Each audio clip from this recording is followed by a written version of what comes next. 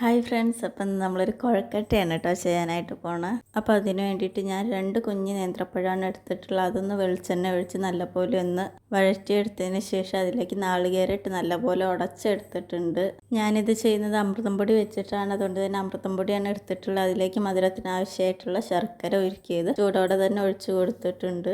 ബാക്കി ചൂടുവെള്ളവും ഒരു നുള്ളു ഉപ്പും ചേർത്ത് നല്ലപോലെ ഒന്ന് ചപ്പാത്തിക്ക് കുഴക്കുന്ന രീതിയിലൊന്ന് കുഴച്ചെടുക്കാം. നിങ്ങൾക്ക് വേണമെങ്കിൽ ശർക്കര വഴറ്റുന്ന കൂട്ടത്തിൽ ചേർത്തെടുത്താലും മതി. എന്നിട്ട് നമ്മളിത് സാധാ കുഴക്കട്ട ചെയ്യുന്ന പോലെ തന്നെ ഫില്ലിങ് വെച്ച് ബോൾസ് ആക്കി എടുക്കാം. അതിനുശേഷം ഒന്ന് സ്റ്റീം ചെയ്തെടുത്താൽ മതി. ഇനി അതല്ല, വേറൊരു രീതിയിൽ ഞാൻ പറയാം. ഒരു വാഴയില എടുത്ത് അതിലേക്ക് അല്പം എണ്ണ തൂവിയിട്ട് അമൃതം പൊടിയുടെ ഒരു മാവ് അതിൽ ചപ്പാത്തി പരത്തുന്ന പോലെ നന്നായിട്ടൊന്ന് പരത്തിയെടുക്കുക. അതിനുശേഷം പഴത്തിൻ്റെ ആ ഒരു ഫില്ലിങ് വെച്ച് വാഴയില ഉപയോഗിച്ച് അതൊന്ന് റോൾ ചെയ്തെടുക്കുക. അതിനുശേഷം സ്റ്റീം ചെയ്തെടുത്ത് കട്ട് ചെയ്തെടുത്താലും മതി. ഇങ്ങനെയായാലും ടേസ്റ്റ് ഇതുപോലെയാണ്. അപ്പോൾ വീഡിയോ ഇഷ്ടമായാൽ സബ്സ്ക്രൈബ് ചെയ്യുക.